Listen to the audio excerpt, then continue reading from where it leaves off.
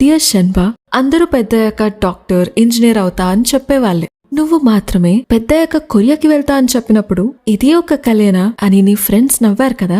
నవ్విన వాళ్ళ కల నెరవేరిందో లేదో నాకు తెలీదు, బట్ నువ్వు దాన్ని నిజం చేసి చూపించావు. నువ్వేదైనా ఇష్టపడితే దానికోసం ఎంత దూరమైనా వెళ్తావు. నీలో నాకు నచ్చిన విషయం అదే.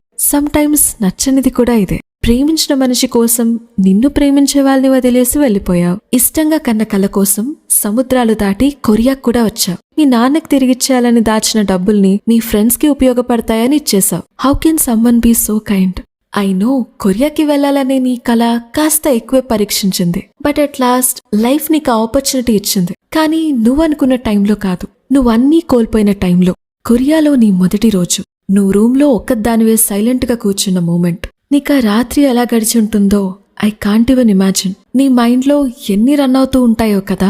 ఎవరూ తెలియని ప్లేస్, కొత్త భాష, కొత్త మనుషులు, నీ బాధను చెప్పుకోవడానికి ఎవ్వరూ లేరు అనేదే నిన్నెక్కువ బాధ పెట్టిందని నాకు తెలుసు. వెనక్కి తిరిగి వచ్చేయడం ఈజీనే, కానీ కొరియాకి రావాలనే నీ కలకి రెస్పెక్ట్ ఇచ్చి ముందుకు నడిచావు చూడు. నీలో నాకు నచ్చిన ఇంకో విషయం ఇదే. నీ లైఫ్ లో ఊహించని సంఘటనలు ఎదురైనా అక్కడితో ఆగి వెనకడుగు వెయ్యవు. నువ్వు ప్రేమించిన అతను మోసం చేసి వెళ్లిపోయినా, లేదా నీకు బాగా దగ్గరైన గ్రాండ్ మా దూరం అయినా కూడా, ట్రస్ట్ నువ్వు మనీ మీద పెట్టుకున్నది గ్రాండ్ మా నీ మీద ఉంచింది.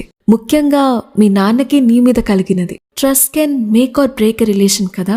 సమ్ టైమ్స్ మన అనుకుని నమ్మిన వాళ్ళకంటే strangers make our life even more better. కొరియాలో నువ్వు కలిసిన స్ట్రేంజర్స్ అందరినీ ఫ్యామిలీ చేసుకున్నావు. నీలాంటి పొజిషన్లో ఒక అబ్బాయితో గొడవ పడుతూ చూసిన అమ్మాయిని, మనీ మీద కోపంతో ఆ అబ్బాయిని కొట్టి స్టేషన్కి వెళ్లి కలిసిన పోలీస్ ఆఫీసర్, నువ్వు బాధలో ఉంది చూసి ఏఆర్ రెహమాన్ గారి సాంగ్ ప్లే చేసి నిన్ను హ్యాపీ చేసిన ఆ వ్యక్తి, నీ నిద్రని మ్యూజిక్ సౌండ్స్ తో డిస్టర్బ్ చేసిన ఆ ఇద్దరు, అనారోగ్యంతో ఉంది అనుకుని సేవ చేయడానికి వెళ్లిన బామ్మగారిని, రెస్టారెంట్ ఓపెనింగ్ టైంలో జుంజా నిన్ను నీకెవరున్నారు నేను తప్ప అన్నప్పుడు నీకు కొరియాలో పరిచయమైన ప్రతి ఒక్కరూ ఓపెనింగ్ కి రావడం చాలా హ్యాపీగా అనిపించింది. సంబంధమై లేని ఇంతమంది మనుషులు, కానీ ఒకరి కోసం ఒకరు నిలబడ్డారు. చూసావా, 9 years గా నీకు పరిచయం ఉన్న వ్యక్తి స్ట్రేంజర్ గా నిన్ను ఒంటరిగా వదిలేశాడు. అసలే పరిచయం లేని ఒక స్ట్రేంజర్ జస్ట్ నిన్ను హ్యాపీగా ఉంచడానికి స్టార్టింగ్ నుండి నీతోనే ఉన్నాడు. షన్బా, అనవసరంగా ఈ ప్రిన్సెస్ గెటప్ వేశారా బాబు, దానివల్లే కొరియా పిచ్చి పట్టుకుంది అని అనుకున్నావా? నువ్వు అనుకోకపోయినా నీ చుట్టూ ఉన్నవాళ్ళు ఎన్నిసార్లు అనుకున్నారు, బట్ నాకసలు అలా అనిపించలేదు. ట్రైన్లో కొరియాకి వెళ్లిపోవచ్చు అనుకున్న ఇన్నోసెంట్ అమ్మాయి నుంచి ఫ్లైట్ లో ఒంటరిగా కొరియాకి వెళ్లే వరకు మనలో ఉన్న భయాలన్నీ జయించుకుని we have to step forward and become the best version of ourselves అని చూపించాం. నలుగురు ఏమనుకుంటారు, ఏదైనా చేసేటప్పుడు ఒకసారి చెప్పి చేయి అని చెప్పిన నాన్న భయం నుండి వెళ్ళు, నీకు నచ్చింది చేయి అని ధైర్యంగా మీ నాన్న చెప్పే వరకు లైఫ్ లో నువ్వు గెలిచింది ఇదే షన్బా. నీ గురించి ఇద్దరొచ్చి చెప్తున్నారు అనే సిచ్యువేషన్ నుంచి నీకోసం నలుగురు దేశం దాటి వచ్చారు, అంతకంటే ఇంకేం కావాలి అనే ట్రాన్సిషన్ నాకు బాగా అనిపించింది.